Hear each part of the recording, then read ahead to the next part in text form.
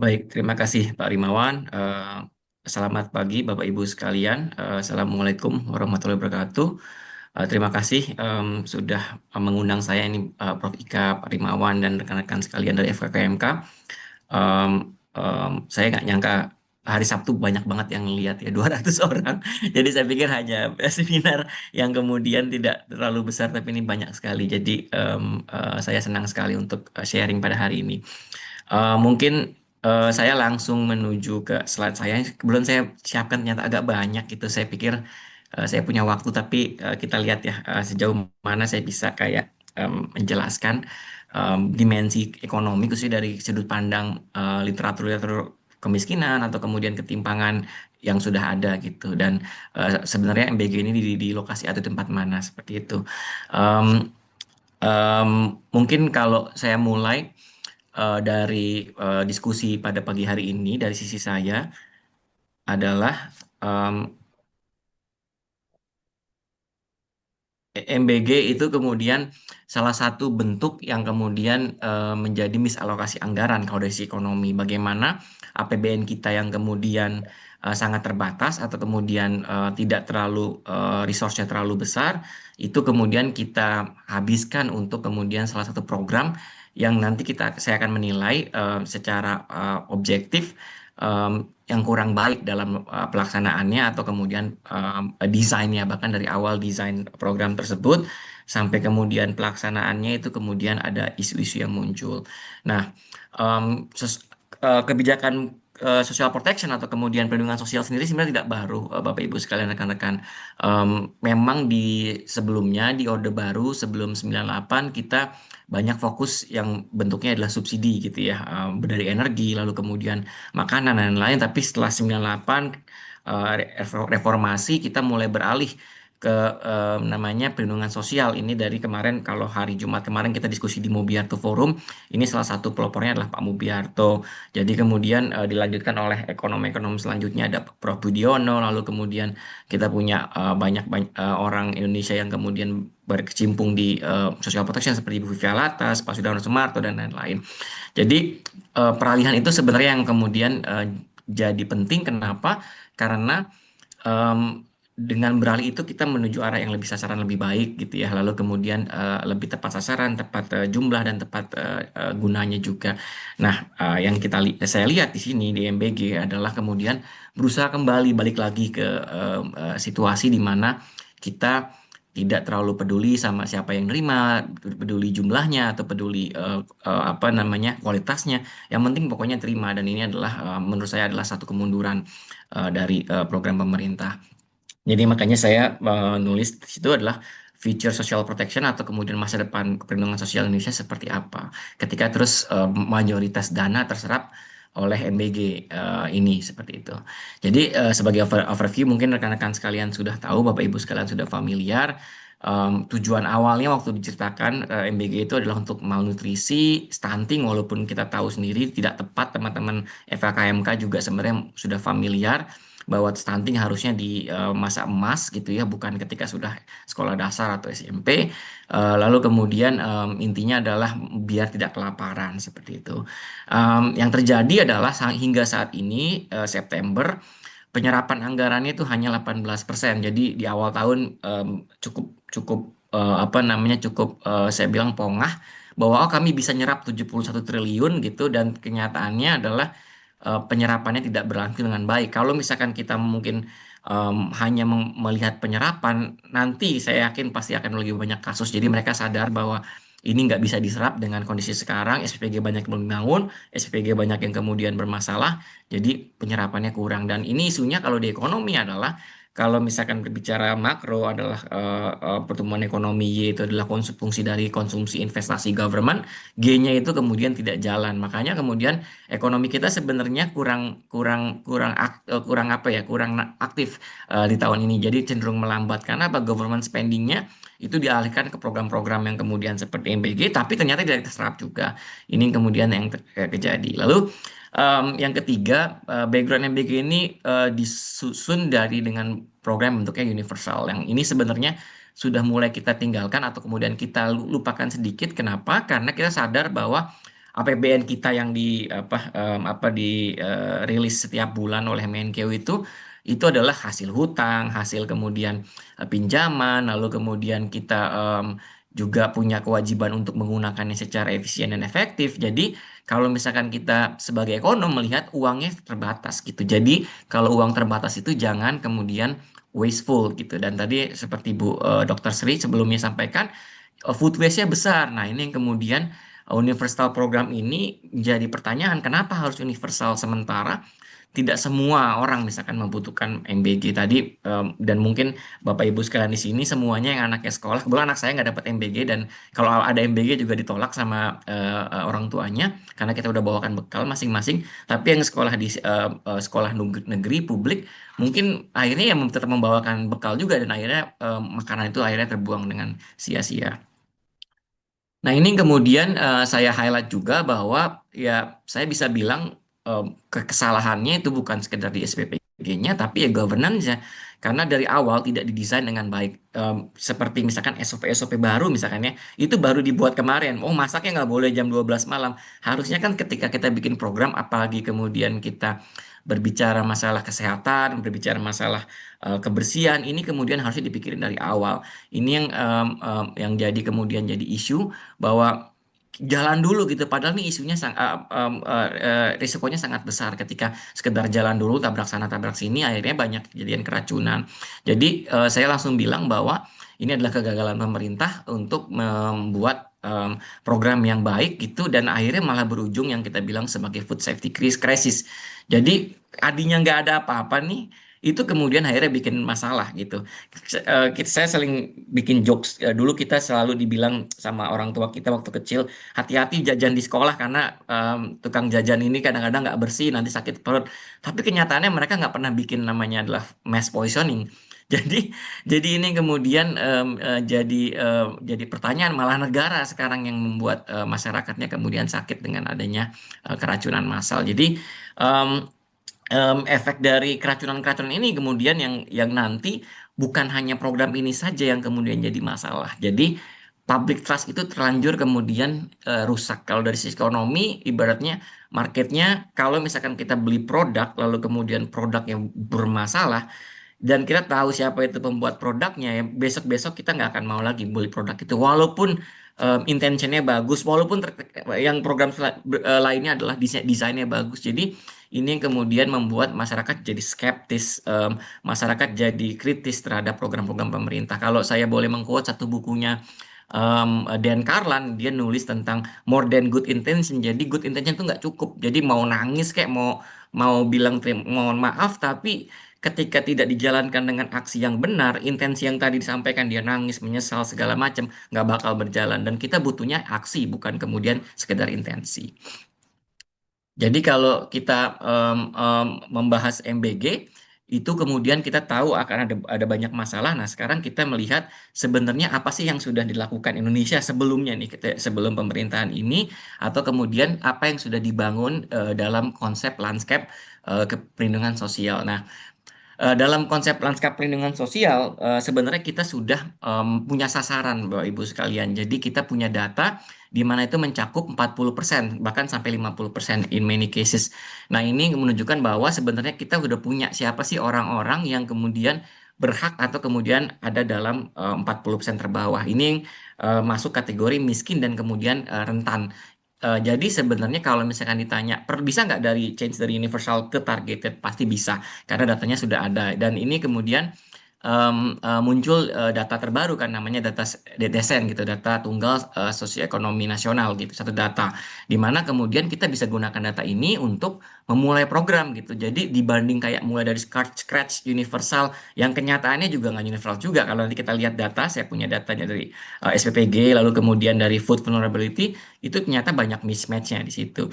Dan unfortunately tadi yang seperti kita bilang, MBG rollout ini kemudian ya bypass aja, nggak nanya yang ditargeting yang mana, atau kemudian nggak bertanya sebenarnya yang paling butuh wilayah mana duluan sih. Yang mereka lakukan adalah yang paling mudah, ya akhirnya kebanyakan di Jawa. Jadi ntar kita lihat mappingnya bahwa Jawa malah jadi paling banyak SPPG-nya dibanding daerah lain, dan kita bisa bayangkan, kita imajinasikan bahwa ketika Jawa saja yang logistiknya mudah itu banyak kasus, apalagi nanti yang misalkan di daerah lain, yang di daerah-daerah yang kemudian 3T terpencil, lalu kemudian sulit untuk logistik dan akomodasinya, transportasinya. Nah, secara konsep Bapak Ibu mungkin ini saya sedikit kayak balik ke dasarnya perlindungan sosial ya. Jadi dasarnya perlindungan sosial sebenarnya tiga komponen Bapak Ibu. Jadi social assistance atau kemudian bantuan sosial ini bentuknya biasanya kayak BLT, lalu kemudian PIP atau program Base Indonesia Pintar, PKH dan lain-lain. Lalu yang kedua biasanya didukung oleh social insurance. Social insurance ini biasanya kemudian untuk kelas yang lebih atas. Jadi kalau yang miskin itu dia dapat yang social assistance, yang rentan dan menengah itu bisa dapat social insurance, BPJS kah, atau kemudian pensiun kah, atau kemudian ketenaga kerjaan kah. Nah ini kemudian ditutup dengan apa yang kita bilang active labor policy. Nah biasanya yang kemudian masih kurang itu sebenarnya dibanding yang dua pertama kita yang ketiga gitu. Jadi kur atau kemudian kalau prakerja nggak langsung mendirect ke kemiskinan tapi sebenarnya juga active labor market policy. Lalu kemudian kita punya ada program magang dan lain-lain. Ini yang biasanya perlu diperbaiki dan seharusnya kita beralih ke situ gitu karena kita tahu social assistant kita sudah cukup robust, memang butuh targeting yang lebih bagus. Lalu social insurance kita juga udah cukup coverage, kita butuh sustainability finance kalau di situ. Bagaimana BPJS biar biar nggak kemudian rugi, biar kemudian tetap bisa berlanjut. Nah, yang biasanya paling kurang itu adalah yang active labor market policy. Nah, kita udah membangun ini kayak saya di kemiskinan itu 15 tahun dari lulus S1 UGM sampai sekarang ngurus urus kemiskinan. Jadi sudah bangun udah lebih dari pasti lebih dari 15 tahun gitu dari pasca reformasi sudah mulai membangun sistem ini dan unfortunately ketika terus kita berbicara MBG bingung masuk kemana. MBG mungkin masuk ke social assistant, tapi juga ada isu karena apa? Nanti di literatur kemiskinan atau kemudian program perlindungan sosial, kita tahu bahwa social assistant yang bentuknya komoditas itu mulai ditinggalkan karena banyak isunya. Nanti tadi dari sisi hukum kita tahu keracunan itu jadi isu. Kita belum berbicara masalah kuantitasnya apakah benar 15.000 atau 7.000 yang dikasih. Kualitasnya apakah benar? Apakah sesuai dengan yang disyaratkan? Ini yang kemudian mengapa nanti kita bergeser dari komoditas ke lebih mudahnya ke cash gitu. Dan bahkan kayak program sembako itu kemudian ada yang bentuknya misalkan kayak BPNT misalkan ya. eh, Bentuknya adalah kemudian voucher misalkan. Jadi kemudian dia seperti menerima cash vouchernya ini kemudian bisa buat beli bantuan sosial atau program bahan pokok seperti itu. Nah, ini yang tadi saya bilang, jadi literatur-literatur sudah mulai bergeser ke cash transfers gitu, karena dengan asumsi masyarakat itu paling tahu apa kebutuhannya dia. Betul ada isu di situ nanti kayak apa namanya, secara anekdotal, oh nanti digunakan untuk judi, digunakan beli rokok, digunakan beli alkohol. Tapi ternyata temuan-temuan literatur atau temuan-temuan riset menyatakan kebanyakan yang itu hanya anekdotal gitu. Jadi sedikit gitu jumlahnya dibandingkan yang kemudian menggunakannya secara baik. Jadi kalau kita lihat riset-riset tentang cash transfer versus commodity, most of the research atau banyak riset itu mendukung cash transfer. Mulai dari dia lebih fleksibel, dia lebih efisien, dia mendorong pasar karena ketika dapat cash langsung bisa belanja gitu ya. Sementara kita tahu kalau komoditas, iya ya uangnya muter di penyedia gitu ya, dari negara ngasih ke penyedia ya, penyedianya ini kemudian bisa kita tahu ini adalah kelompok-kelompok tertentu jadi nggak muter dulu ke masyarakat. Lalu kemudian bisa juga improve nutrition, bahkan World Bank 2024 menemukan cash transfer itu meningkatkan food spending. Jadi yang tadi dibilang oh nanti diberikan rokok judi itu mungkin anekdotal satu dua kasus, tapi ketika berbicara mayoritas agregat itu ternyata spending dari makanannya meningkat, intake kalorinya meningkat, dietnya meningkat. Hanya satu paper yang kemudian positif terhadap komoditi itu Hodinot tahun 2002, tapi dia juga nggak ngelihat yang dilihat oleh World Bank dalam artian food spending dan lain-lain, tapi dia melihat biasanya kalau udah dapat komoditas dia akan cenderung meningkat food diversity-nya. Jadi kalau pemerintah memang tujuannya untuk oh saya mau bikin food diversity di Indonesia, semua nggak makan nasi, masing-masing makan makanan lokal, agak dipaksa melalui mungkin MBG itu bisa benar dan itu adalah temuannya Hodinot. Dan Yang terakhir itu kemudian cash transfer cenderung lebih memiliki benefit yang lebih besar. Mungkin dia butuh hutang, bayar hutang, atau dia kemudian anaknya butuh sekolah, jadi kemudian bayar sekolah dulu. Jadi fleksibilitas ini yang kemudian muncul ketika kita berbicara cash transfer. Nah, ini tadi yang saya bilang bahwa subsidi komoditas atau bentuk ngasih bantuan dalam bentuk komoditas itu kemudian sangat kompleks ya, sangat susah gitu. Dari operasionalnya, logistiknya seperti apa? Saya sejujurnya bukan orang supply chain ya. Kakak saya tuh teman supply chain gitu ya, tapi terus kemudian malas kalau bahas MBG kalau dia jadi susah untuk diskusi. Tapi dia bilang memang susah sekali pasti berbicara itu. Yang nanti mungkin Prof Agus berbicara nanti lewat sekolah gitu karena operational challenge itu luar biasa besar, harus bangun, harus masak, padahal mungkin basicnya adalah bukan tukang masak atau bukan catering. Belum lagi kita berbicara masalah fiskal karena harus pengadaan, lalu kemudian harus transportasi, dan kita hitung atau tahun ini dihitung 70 triliun, dan ini kalau Bapak Ibu cek aja nih dana pendidikan PIP aja nih, PIP ini dari dulu minta untuk atau kemudian diharapkan untuk lebih luas coveragenya, tapi nggak disetujui terus sama Kementerian Keuangan karena memang anggaran terbatas. Itu sepertujunya Bapak Ibu sekalian, dan itu bisa menyekolahkan banyak anak, biar anak nggak putus sekolah gitu. PIP dari level SD, SMP, SMA, sampai bahkan kuliah gitu, KIP kuliah. Jadi segitu besarnya fiscal burden untuk memberi makan, sementara hal yang lain yang sebenarnya diamanat undang-undang bahwa sekolah itu adalah kewajiban negara menyelenggarakan, jadi jangan sampai putus sekolah gara-gara tidak punya uang atau tidak bisa beli seragam, itu malah agak dilupakan. Lalu kemudian tadi saya udah bahas tentang slow fund disbursement-nya, jadi agak lambat penyerapannya, dan ini kemudian juga jadi isu regressive targeting. Karena apapun yang bentuknya universal, nanti saya kasih contoh tentang subsidi energi gitu ya, itu pasti regresif sifatnya. Jadi dia akhirnya lebih menguntungkan orang-orang yang nggak butuh gitu. Ini yang dari sisi perspektif program kemiskinan, ini kita jadi bingung sebenarnya, negara ini mau apa, berpihak buat siapa? Berpihak buat orang yang kemudian butuh, yang marginal, atau kemudian pokoknya siapapun boleh sama. Ini kemudian konsep yang kemudian buat kita bingung. Lalu kemudian kita bisa berbicara tentang budget implication-nya atau trade-off-nya. Jadi sebenarnya kan kalau kita punya satu program, kita punya opsi program lainnya. Dan ini kita bisa lihat bahwa opportunity cost dari alokasi MBG ini itu kemudian cukup cukup tinggi, di mana kemudian dia akan menarik diverting fund dari program-program lain yang tadi saya bilang. Kayak contoh ilustrasi gampangnya adalah dana pendidikan, atau kemudian dana bagi hasil, atau kemudian dana transfer daerah TKDA itu berkurang drastis. Padahal kemudian mereka diharapkan, misalkan daerah diharapkan untuk bantu untuk penyelenggaraan MBG ini. Jadi kemudian satu program yang sangat masif ini akhirnya bikin apa namanya realokasi yang kemudian agak besar, dan ini makanya tadi saya bilang di awal ini adalah misalokasi anggaran yang cukup besar. Dan kita tahu bahwa bentuk efisiensinya mungkin nggak terlalu baik gitu, dan bentuk scalability-nya kemudian jadi terbatas karena kita tahu belum di scale up secara besar aja udah banyak kasus, apalagi nanti di scale up gitu. Dan kita di sini melihat ya MBG tidak punya masalah, tidak punya isu, atau tidak peduli masalah prioritasi.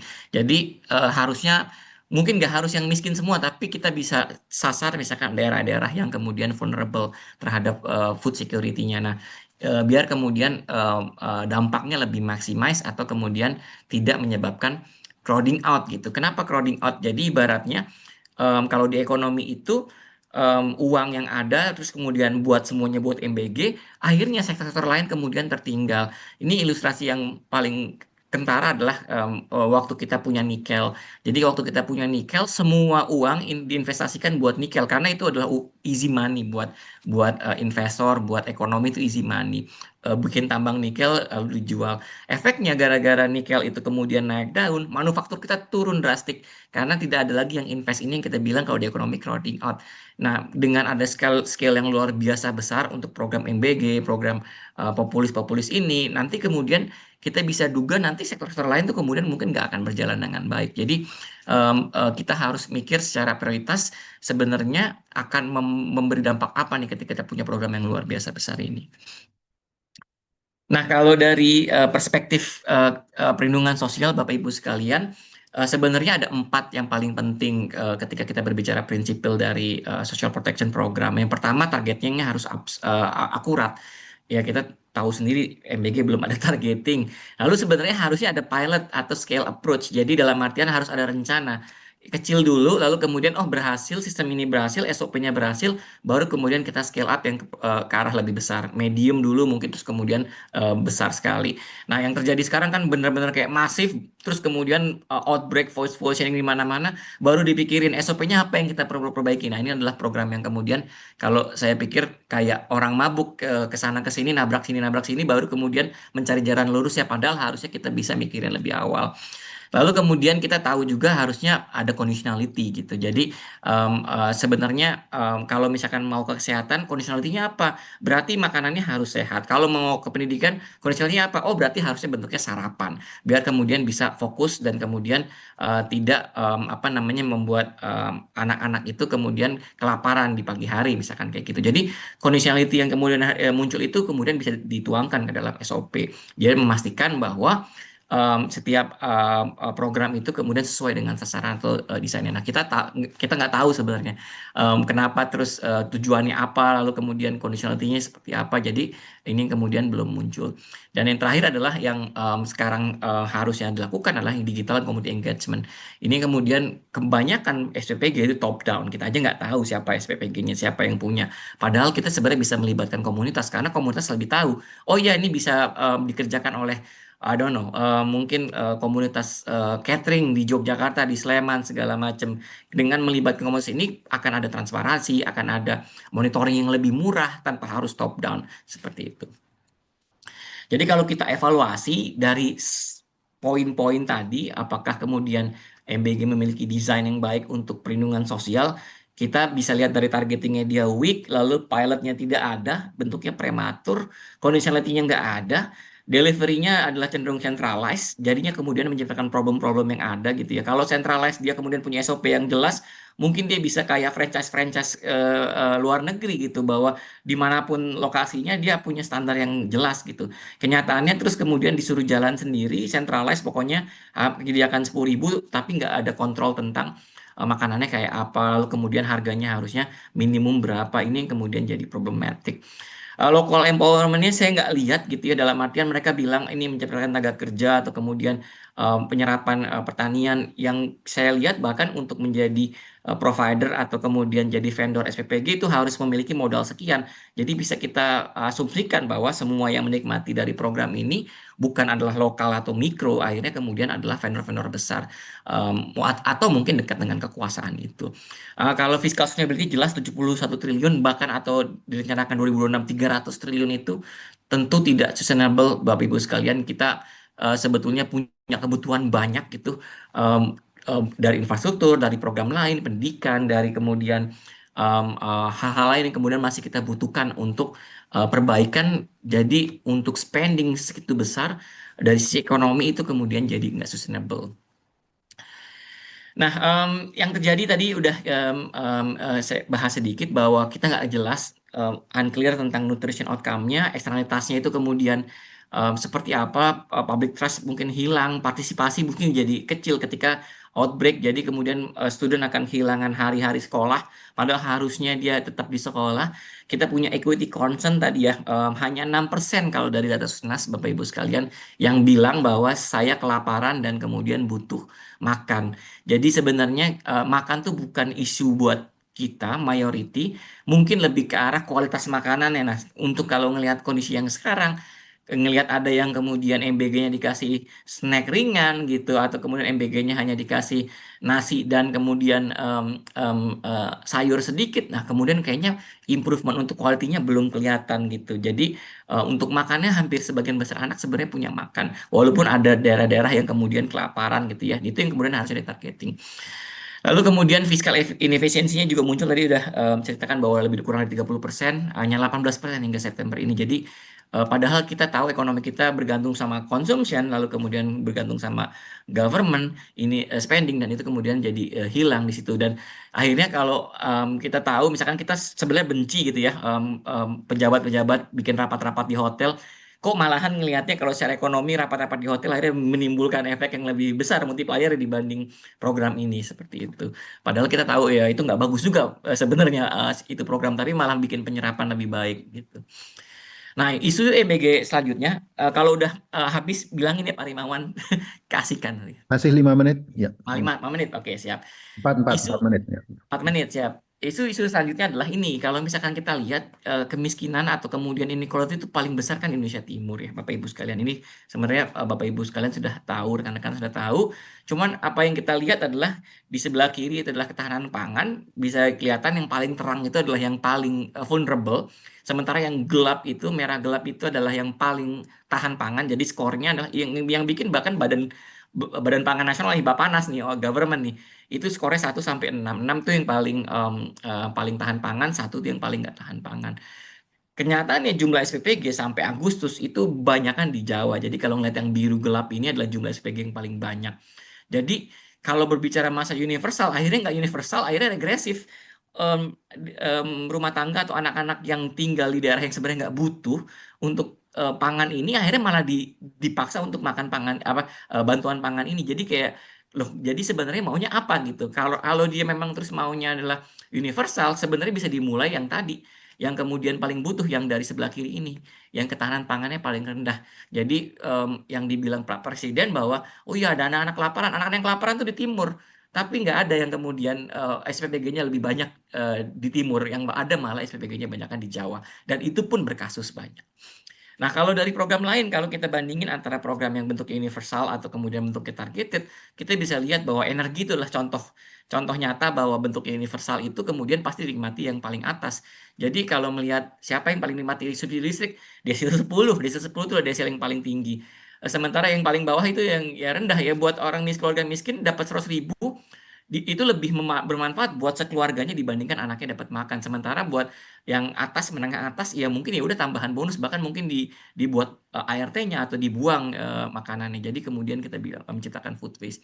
Sementara walaupun tidak sempurna, yang bentuknya targeted seperti PKH, BPNT itu cenderung lebih mengarah yang benar, dalam artian desil 1 yang paling miskin itu mendapatkan program lebih banyak dibandingkan desil 10. Nah, ini yang tadi saya bilang sebagai isu regresif tadi. Nah, untuk merangkum, saya punya 4 poin. Pertama, MBG itu desainnya universal. Jadi kemudian ada isu targeting di sana, ada isu inclusivity bahkan di sana. Karena kita lihat tadi Indonesia Timur SPPG-nya masih belum terbangun dengan baik gitu. Jadi redistributif efektivitas itu pasti rendah. Belum ada angkanya, tapi kita bisa lihat cek mungkin ya beberapa tahun ke depan atau kemudian susunan ke depan untuk melihat itu. Dampaknya kemudian dari secara kemiskinan itu 1 menit, biasanya Mas Wisnu. ya, terima kasih Pak. Tidak terlalu kelihatan karena ya nggak terima langsung. Jadi ketika dapat makan ya ekonominya akan lebih cenderung vendor yang menyediakan dibandingkan keluarganya. Inequality-nya kita bisa lihat nanti ke depan, tapi yang jelas ini karena sifatnya regresif biasanya akan top kuantil yang dapat atau middle kuantil yang dapat. Dan kita tahu bahwa policy trade-off-nya tadi bermasalah. Kita punya opportunity cost yang lebih baik dibanding menyediakan OBG. Misalkan kita bisa kasih PKH lebih banyak, kasih PIP lebih banyak. Jadi redesign-nya mungkin nanti bisa Prof. Agus nih, karena Prof. Agus punya redesign yang bagus. Tapi intinya yang mau saya sampaikan di sini bahwa saya nggak pernah menolak investasi nutrisi gitu ya, itu bagus gitu dan itu vital, tapi memiliki intensi yang baik bukan berarti sejalan dengan action yang baik. Jadi kita butuh action yang baik sekarang, bagaimana desain yang baik. Jadi kita mau MBG itu lebih kayak nutrition sensitif. Tadi kita berbicara sedikit tentang alergi, itu mungkin kita harus pertimbangkan. Locally driven, tadi Prof. Agus akan menjelaskan dari sekolah, dari masyarakat, pasar lokal dan lain-lain. Dan bentuknya inklusif, jadi kemudian bisa sesuai dengan nutrition social protection goal. Lalu yang terakhir adalah harusnya ada engagement dengan komunitas, itu yang kemudian jadi paling penting. Mungkin itu dari saya sangat open untuk diskusi. Kalau ada Bapak Ibu rekan-rekan yang kemudian nggak sempat nanya di sini terus mau bertanya lebih lanjut, email saya di sini. Terima kasih sekali lagi atas atensinya. Saya kembalikan ke Pak Rimawan. Wassalamualaikum warahmatullahi wabarakatuh.